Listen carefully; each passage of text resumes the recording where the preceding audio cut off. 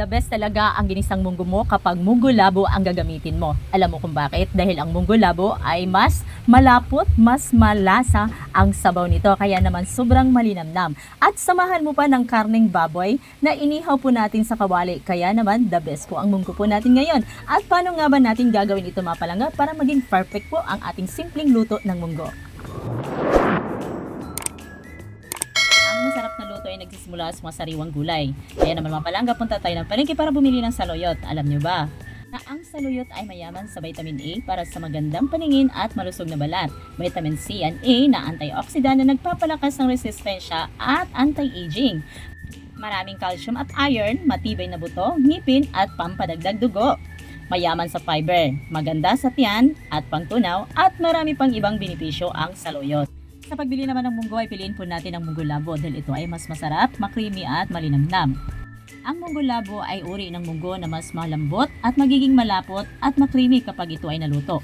Kumpara naman sa munggo kintab linaw na matagal lutuin, nananatiling buo at malinaw ang sabaw kapag ito ay naluto. At syempre dahil gusto kong mas makrimi, mas masarap yung ating munggo, kaya naman instead of kalabasa ang ating gagamitin ay gagamit tayo ng gabing puti. Ang gabing puti kapag niluluto ito ay mas madaling lumambot, mas malagkit at mas makrimi kaysa sa ibang uri ng gabi. Kaya naman napakasarap nito. Ay wow, nakakita ako ng pako. Alam mo ba napakasarap ng pako na ihalo po natin sa munggo? Ang matamis at malinamnam na sabaw ng munggo ay balanse ng presko at bahagyang maasim-asim na lasa ng pako.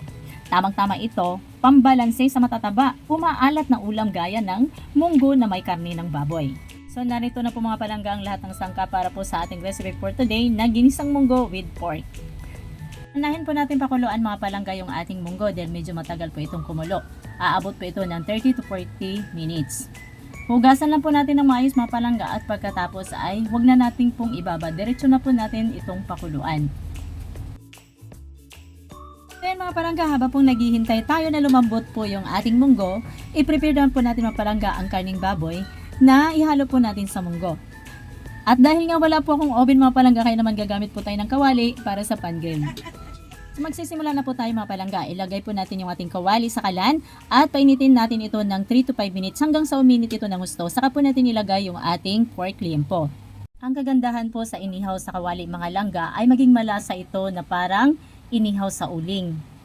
At nababawasan ng sobrang taba at mamantika na liempo. Ang taba ng liempo ay dumadaloy sa pagitan ng mga guhit kaya hindi malansa at hindi mamantika ang luto. So dito mga mi ay balik-balik ka rin lang po natin side by side ng 3 to 7 minutes. Pero nakadepende po ito mga palangga sa kapal po ng ating liempo. At dahil ito po guys ay panghalo po natin sa munggo, kaya naman hanguin na po natin at i-slice po natin ito ng pa-cubes. Ayan mga mi, napapansin nyo guys, no, napaka-fresh po at napakaganda po ng karne po natin ng baboy. So ito po yung klase ng baboy na bata pa po siya ng kinatay. So yung taba niya hindi masyadong manipis at hindi rin masyadong makapal. So yun po yung napakaganda po na karne na pangluto po natin. At maging wise po tayo mga mi, no, dapat po ay fresh at talagang maganda po yung klase ng karne po ating gagamitin pag sa tuwing po tayo ay magluluto para hindi po tayo malugi, no? At ayun mga palangga, dahil kung makabili po kayo ng medyo sira at na may amoy, yun po ay pwede makakasira po sa ating kalusugan at the same time guys, hindi po masarap ang magiging luto po natin. Siya nga po pala mga mi, so i-grill pa natin ulit po yung ating in-slice na karne po ng baboy pang kanina para po matunaw po yung taba niya at i-mix lang po natin ng maayos hanggang sa mag-golden brown at lalabas po yung kanyang sariling mantika. At kung ganito na po ang texture mga palanggay, pwede na po natin hanguin at isi-set aside po natin mga mi.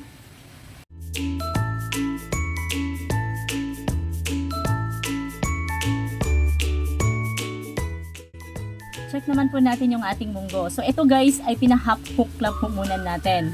Hanguin natin, then set aside po muna natin. I-prepare naman po natin yung ating mga ricado.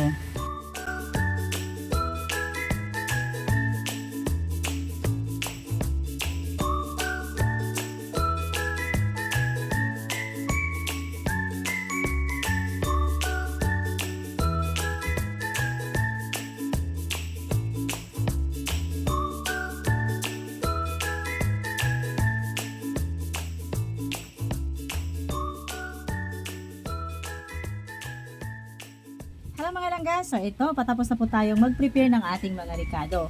Magsisimula na po tayong magluto. So dito mga mi, di po tayo gumagamit ng mantika, kundi ito po yung mantika na mula sa karne ng baboy kanina. At dahil mainit na po yung ating kawali mga palangga, kaya naman nilagay na po natin yung ating bawang at saka sibuyas. Mimix lang po natin mga palangga hanggang sa mag-golden brown at lalabas po yung kanyang aroma. Saka naman ilagay po natin yung ating kamatis. Mimix lang natin ng mayos mga palangga hanggang sa may gisa po natin. At ayun, pitpitin po natin ng kaunti hanggang sa lumabas po yung katas po ng kamatis. Saka naman dito mga langga ay ilagay na po natin yung ating munggo na pinahap cook kanina. So dito guys, dito tayo magsimulang magpalambot na. So para yung katas po ng ating mga ricado ay talagang may halo sa katas din po ng ating munggo habang ito ay lumalambot. At dahil nga maliit lang po yung kawali natin mga mi, isalin po natin ito sa kaldero na kasya po yung ating ginisang munggo. At pagkatapos mga palangga, itakpan po natin at pakuluin po natin ng 20 to 30 minutes. 2,000 years later. Ayun mga palangga, no, habang naghihintay po tayo na lumambot po yung ating munggo, ngayon naman mga langga ay balatan po natin yung ating gabi. So siguro nagtataka kayo kung bakit gabi po yung ating ginamit, no, instead of kalabasa, no. So napakasarap kasi mga palangga na ilagay po, ihalo po yung ating gabi sa munggo. So mas lalo itong nagiging creamy, malapot at malinamnam po yung ating ginisang munggo. Yung mga mi, natapos na po tayong magbalat ng ating gabi at na-slice na rin po natin. Kaya ilagay na po natin to dito mga palangga, sama na po natin sa ating ginisang munggo na pinalambot para sabay-sabay na po silang lumambot mamaya. Ilagay na rin po natin yung ating ginisang karne ng baboy kanina. So dito mga mi ay kasama po silang, kumbaga sama-sama po silang lumambot, no? Lumasa ng lumasa po yung ating ginisang munggo. So habang naghihintay po tayong lumambot yun, i-prepare na po natin yung ating okra.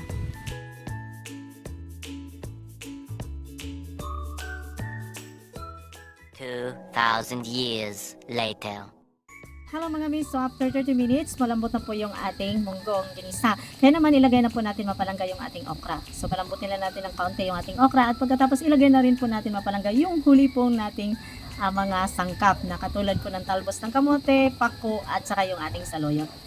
So dito mga mi ay mag-add po tayo ng asin. So lagyan na rin po natin ng MSG para mas masarap po yung ating ginisang munggo. So ito na po yung pinaka last part mga palangga. Ako po yung natatakam dito dahil sobrang yung bango at napaka super creamy po ng ating ginisang munggo for today. So dito guys, i-add na rin po natin guys yung ating mga talbos, no, katulad ng talbos ng kamote, saluyot at yung ating pako. So pakuluan lang natin ito ng 3 to 5 minutes mga palangga at hanguin na po natin kagad para hindi po ma-overcook po yung ating mga talbos. Hello mga miso, sa wakas mga palangga, naluto na po yung ating ginisa munggo for today. So yan po yung ating recipe mga palangga. Kung napansin nyo po, sobrang ang sarap po ng ating munggong ginisa ngayon. So that's it for today mga palangga. Thank you for watching at kung nabigyan mong video na ito, don't forget to like and subscribe and hit the notification bell for more updates. Bye bye!